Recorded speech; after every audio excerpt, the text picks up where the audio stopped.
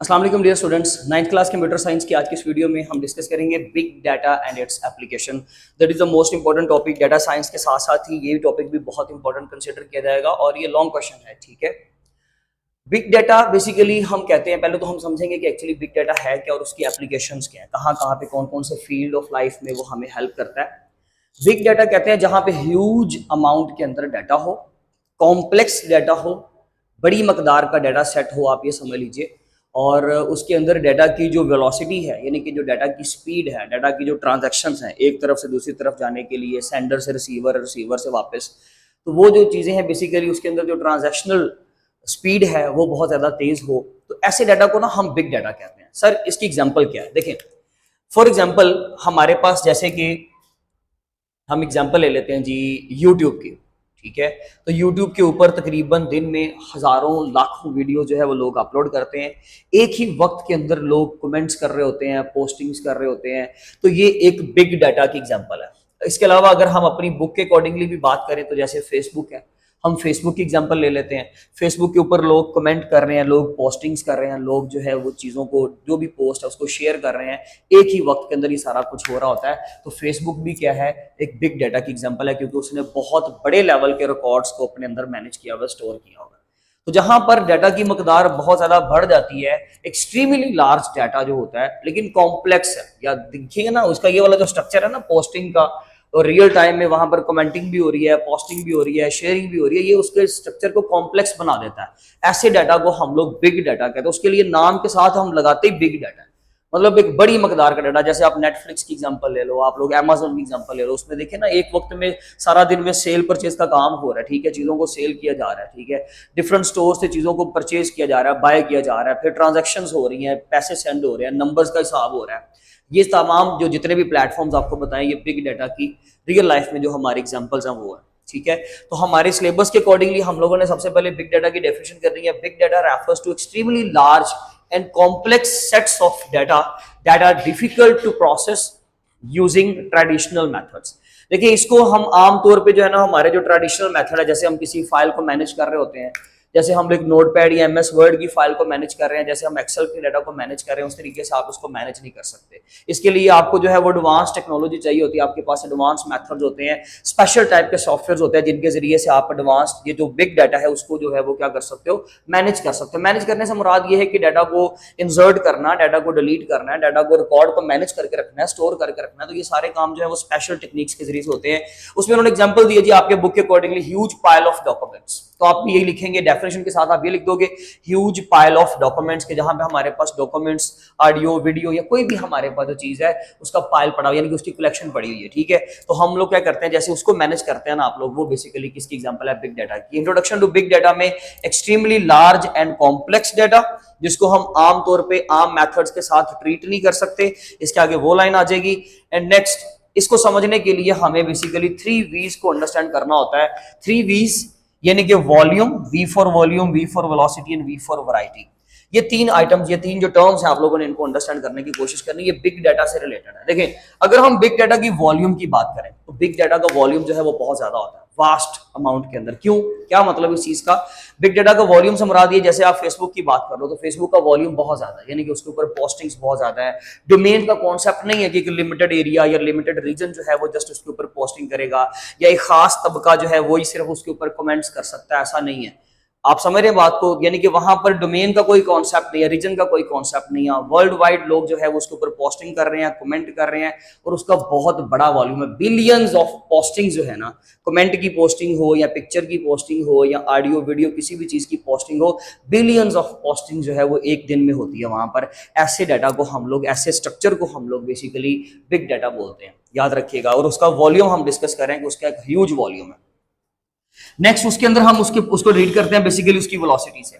उसकी वेलोसिटी अगर बहुत ज्यादा है तब भी वो बिग डाटा। जैसे कि वेलोसिटी का क्या मतलब है जी, वेलोसिटी का मतलब है कि वहां पर चीजों की स्पीड बहुत ज्यादा है। देखिए ना, कमेंट करने की स्पीड, एक ही वक्त में 10-10 लोग एक पोस्ट के ऊपर क्या कर रहे होते हैं, कमेंट कर रहे होते हैं। दिन में नैनो सेकंड का तकरीबन फर्क होता है, कभी कभार सेकंड्स का फर्क आ जाता है, एंड आस्ता आस्ता ये गैप बढ़ता जाता है। लेकिन रियल टाइम पे एक दिन में अगर हम किसी एक पर्टिकुलर पोस्ट की बात करें तो उसकी वेलोसिटी, उसके ऊपर जो चीजों की वेलोसिटी है वो बहुत ज्यादा होती है, यानी कि उसके ऊपर जो स्पीड है चीजों की वो बहुत ज्यादा। एग्जाम्पल के तौर पर जैसे कि हम लोगों ने कमेंट्स की बात कर अकॉर्डिंगली, जैसे कि हम लोग ट्रांजेक्शन्स कर रहे हैं, लोग अमेजोन पर चीज़ों को बाय कर रहे हैं, ट्रांजेक्शन्स करी जा रहे हैं, तो वो एक रिकॉर्ड, एक एक्टिव अकाउंट जो है वो क्या कर रहा है, रिसीव कर रहा है पैसों को, वो रिसीव कर रहा है आपकी अमाउंट को, that is called as velocity of the data. Next आता है हमारे पास वैरायटी। इसमें बिग डाटा में वैरायटी भी अमाउंट जो चीज़ों की है डाटा की, वो बहुत तरह की हो सकती है, जैसे कि इसमें मल्टीपल टाइप्स का डाटा होता है, आपके पास टेक्सचुअल डाटा होता है, ठीक है, जैसे लोगों के ओवरव्यूज लिखे हुए हैं यहाँ पर, किसी भी वेबसाइट के ऊपर किसी लोगों के ओवरव्यूज लिखे हैं।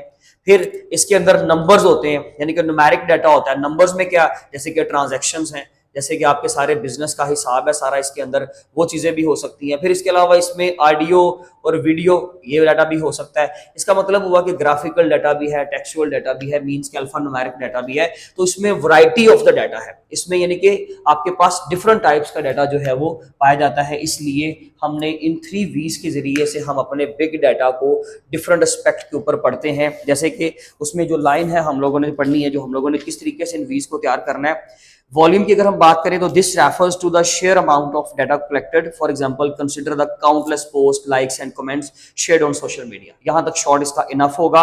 बाकी आप उसको अगर एग्जांपल देना चाहें जैसे पजल पीसेस के साथ, तो वो भी आप दे सकते हो। दिस इज अबाउट वेलोसिटी की बात करें, this is about the speed at which data is generated and processed. For instance think about how quickly post are sent and received. Enough है, शॉर्ट में ये इनफ होगा, ठीक हो गया। इसके अलावा अगर हम वैरायटी की बात करें तो this refers to the different forms data can take.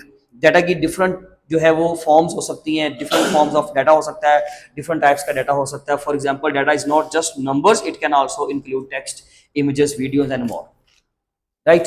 तो यहां तक आपके शॉर्ट इनफ होंगे। फिर इसका अगर हम बात करें प्रैक्टिकल एप्लीकेशंस की, तो बिग डाटा की प्रैक्टिकल एप्लीकेशन जो हमारे सामने फील्ड लिखे हुए हैं, वैसे तो बहुत सारी हैं, इसके अलावा बहुत सारे फील्ड्स मिल जाएंगे जिनमें बिग डाटा की बहुत एप्लीकेशन है। सबसे पहले अगर हम बिजनेस की बात करें तो बिजनेस में बिग डाटा का कैसे हमें फायदा होता है जी। देखिए, अगर आपके पास लेट्स सपोज बिग बिजनेस एक पर्टिकुलर टाइप का बिजनेस है ना, उसकी पास्ट हिस्ट्री आपके पास सिर्फ 1 मंथ की, तो भाई उस एक महीने की सेल पर, उस एक महीने के लॉस या प्रॉफिट पर आप फ्यूचर प्रिडिक्ट नहीं कर सकते।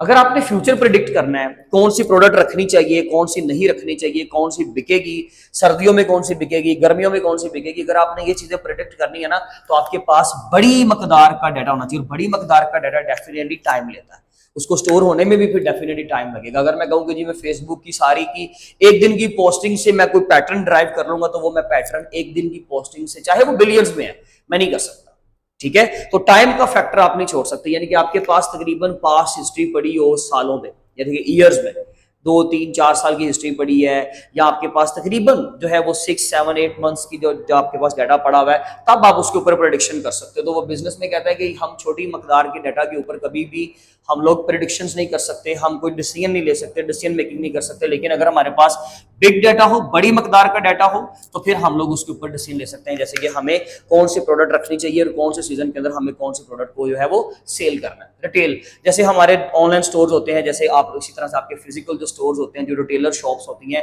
वहां पर जहां पर सामान बिकता है, सिंपल कोई भी ग्रोसरी का या किसी भी तरह की पर्टिकुलर आइटम है, तो वहां पे हम लोग क्या करते हैं जी, उन स्टोर्स के ऊपर खास करके बिग डाटा की हेल्प से या आम कस्टमर्स का डाटा कलेक्ट करके, जो भी कस्टमर वहां पे विजिट कर रहे हैं उन तमाम कस्टमर्स का डाटा फेच करके, उनका जो वेब यूजेज है, यानी कि जो उन्होंने उनकी जो अगर हम ट्रांजैक्शन हिस्ट्री देखें, उनकी वेब की हिस्ट्री अगर हम देखें, तो उससे हमें यह अंदाजा हो जाता है कि इन लोगों को कौन सी चीज पसंद है। एक पर्टिकुलर टाइप की लेट्स सपोज एक फैमिली आती है एक शॉप के अंदर, तो उन्होंने क्या चीज बाय की, फिर नेक्स्ट टाइम नेक्स्ट विजिट पे आती है तो क्या बाय किया, फिर थर्ड विजिट पे आते हैं तो क्या बाय किया। तो इसका मतलब है कि आपने उनका बड़ी मकदार के अंदर डाटा जो है वो इकट्ठा किया हुआ, जिसकी बेस के ऊपर आप पैटर्न बना रहे हो, और फिर आपको समझ आती है कि हमने किस तरह की प्रोडक्ट्स को जो है वो सेल करना है। नेक्स्ट अगर हम हेल्थ केयर की बात करें, तो हेल्थ केयर में डॉक्टर्स और साइंटिस्ट क्या करते हैं, किसी भी पर्टिकुलर डिजीज का सोल्यूशन ढूंढ लेते हैं बिग डाटा की हेल्प से। अगर मेरे पास 2, 4, 5 सालों का डाटा पड़ा होगा फ्लू डिजीज का, लेट्स सपोज फ्लू होता है सर्दियों से पहले, मोस्टली इस मौसम में लोगों को फ्लू का मसला हो जाता है, बच्चों में फ्लू का मसला हो जाता है,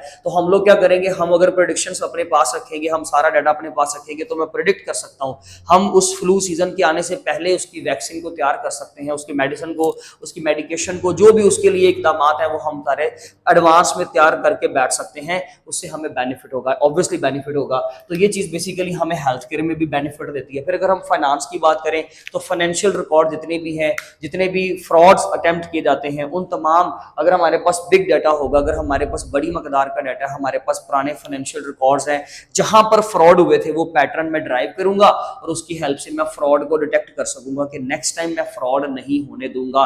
किस बेस पे? क्योंकि एक स्पेशल टाइप की कॉल आई थी एक नंबर पे, उसको ये फला काम करने को बोला गया, उनसे ओटीपी लिया गया। ये अगर मेरे पास एक हिस्ट्री पड़ी है, नंबर 2, नंबर 3, नंबर 4, इस तरीके से मेरे पास बड़ी मकदार के अंदर लोगों का डाटा है, उसमें से मैंने ये सारा पैटर्न ड्राइव किया, तो हम लोग जो है वो फाइनेंशियल जितने भी क्राइम्स हैं उनको रोक सकते हैं, साइबर क्राइम्स को रोक सकते हैं। नेक्स्ट, ट्रांसपोर्टेशन, उसमें एग्जांपल दिया है आपकी बुक के अकॉर्डिंगली, जैसे कि उबर की एग्जांपल। उबर बेसिकली एक जो है वो आपको पता है कि एक राइडिंग कंपनी है, जिसमें क्या करते हैं जी, लोगों को एक जगह से दूसरी जगह पर राइड करवाई जाती है। आप लोग क्या करते हो, अपनी ऐप के जरिए से, उबर ऐप के जरिए से हम लोग राइड बुक करवाते हैं, वो राइडर हमें आता है, रिसीव करता है एक जगह से, यानी कि पिकअप करता है, पिकअप के बाद वो हमें जहां पे भी हमारी डेस्टिनेशन होती है हमें ड्रॉप करके आता है। तो वो लोग क्या करते हैं, वो कंपनी क्या करती है, उबर हो गया, इन ड्राइव हो गया, बाइकिया हो गया, ये कंपनीज बिग डाटा को यूज करती है, यानी कि अपने पुराने रिकॉर्ड्स को चेक करती है कि किस जगह पर हमें मैक्सिमम राइड्स मिली थी, कौन सी एरिया में डेंसिटी राइड्स की ज्यादा है, तो वो उस एरिया पे ज्यादा काम करेंगे। फिर इसके अलावा हम वो ये भी कर सकते हैं, जैसे कि वो जितने भी क्विकेस्ट रूट्स को प्लान किया गया था, यानी कि एक जगह से दूसरी जगह पर जाने के लिए, एक पॉइंट से दूसरे पॉइंट पर जाने के लिए हमारे पास डेफिनेटली, आप भी जानते हैं कि जी मुख्तलिफ पाथ्स हो सकते हैं। कौन से पाथ को लास्ट टाइम चूज किया गया था तो राइडर को टाइम ज्यादा वेस्ट हुआ उसका, कौन से पाथ को चूज किया गया तो राइडर जल्दी पहुंच गया था।